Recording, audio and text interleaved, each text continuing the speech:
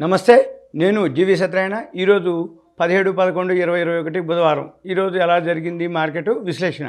ఈరోజు మార్కెట్ మాత్రం 314.94 పాయింట్లు పడి 60,008.33. ఓపెనింగ్ ఎలా అయింది అంటే 60,179.93లో ఓపెన్ అయ్యి 60,426.61 వరకు వెళ్ళి 59,944.77 లోకొచ్చి 60,008.33లో క్లోజ్ అవ్వడం జరిగింది. తర్వాత నిఫ్టీ వచ్చి 100 పాయింట్లు 100.55 ఈ 17,939.35లో ఓపెన్ అయ్యి 18,022.65 వరకు వెళ్ళి మళ్ళీ 17,879.25లో లోకొచ్చి 17,898.65లో క్లోజ్ అవ్వడం జరిగింది. తర్వాత నిఫ్టీ బ్యాంక్ వచ్చి -265.55 పాయింట్లు. ఇది ఈరోజు ఓపెను 38,113.40లో ఓపెన్ అయ్యి 38,456.30కి వెళ్ళి 37,981.20 లోకొచ్చి 38,041.55 పాయింట్లలో క్లోజ్ అవ్వడం జరిగింది. ఎందుకు జరిగింది ఈరోజు మైనస్? ఏమైంది? మనల్ని రేటింగ్ ఏదైతే దాన్ని ఫిచ్ వాళ్ళు BBB చేయటం జరిగింది, అంటే డౌన్ గ్రేడ్ చేయటం జరిగింది మన రేటింగ్ని. ఎప్పుడైతే డౌన్ గ్రేడ్ చేయటం జరిగింది అంటే సరిగా ఎకానమీ లేదు సరిగా అని అర్థం అనమాట. అందుకని షేర్ మార్కెట్ దీన్ని తీసుకోవటం జరిగింది, అంటే మైనస్లోకి వెళ్ళటం జరిగింది. ఇక తర్వాత ఈరోజు టర్నోవర్ వచ్చి 67,31,249.90 కోట్ల టర్నోవర్ జరిగింది. 67,31,249.90 కోట్లు.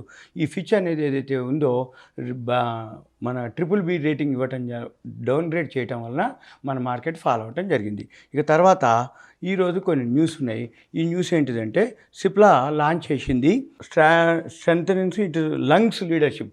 లంగ్స్ కోసానికి ఒకటి ఫెసిలిటేటరీ ఎర్లీ డయాగ్నోసిస్ ఒకటి సిప్లా లాంచ్ చేయటం జరిగింది.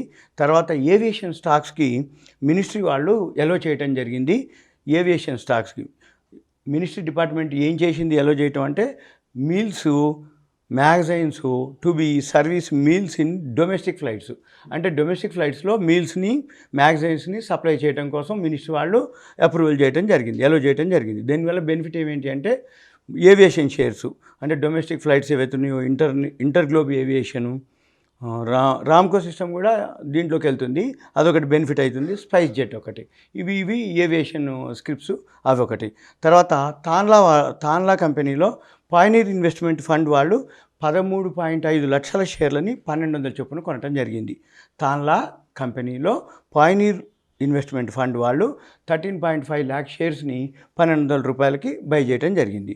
గ్రాసిము 860 కోట్లతోటి కెమికల్ ప్లాంటు ఏపీలో ఒకదాన్ని చేసే ప్రపోజల్లో ఉంది. గ్రాసిము 860 కోట్లతోటి ఆంధ్రప్రదేశ్లో కెమికల్ ప్లాంటు చేస్తుంది. ఇక తర్వాత IEX 26వ తారీఖు బోనస్ ఉంది. తర్వాత M&M ఫైనాన్షియల్ వచ్చి NCDs 375 కోట్లకి ఇవ్వటం జరుగుతుంది. తర్వాత JSW స్టీలు డౌ జోన్స్లోకి ఎంటర్ అవుతుంది. JSW స్టీలు డౌ జోన్స్ ఇండెక్స్లోకి జాయిన్ అవుతుంది, అందుకని దానికి గుడ్ న్యూస్. న్యూక్లియస్ సాఫ్ట్వేర్ 159 కోట్లకి బైబ్యాక్ చేస్తుంది. తర్వాత షిప్పింగ్ కార్పొరేషను డీమెర్జర్ అవుతుంది. Non core assets, shipping corporation public sector unit, అది డీమెర్జర్ అవుతుంది నాన్ కోర్ అసెట్స్ని. తర్వాత ITC కూడా డీమెర్జర్ అవుతుంది. ITC బిజినెస్ ఒకటి ఉంది, ITC డీమెర్జర్ అవుతుంది ITCలోంచి. తర్వాత అపోలో హాస్పిటల్ ఈరోజు టాప్ గెయినర్లో ఉన్నాడు.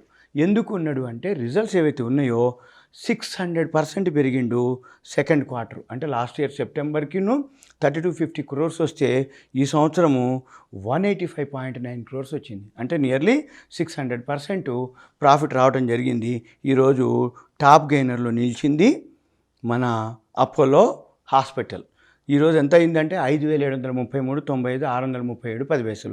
ఇక బిర్లా సాఫ్ట్ పెరగటం జరిగింది, L&T technology, Metropolis, SBI life insurance ఇవన్నీ కూడా పెరగటం జరిగింది. ఇక టాప్ లూజర్స్ వచ్చి ఫర్టిలైజర్ సెక్టారు పడటం జరిగింది.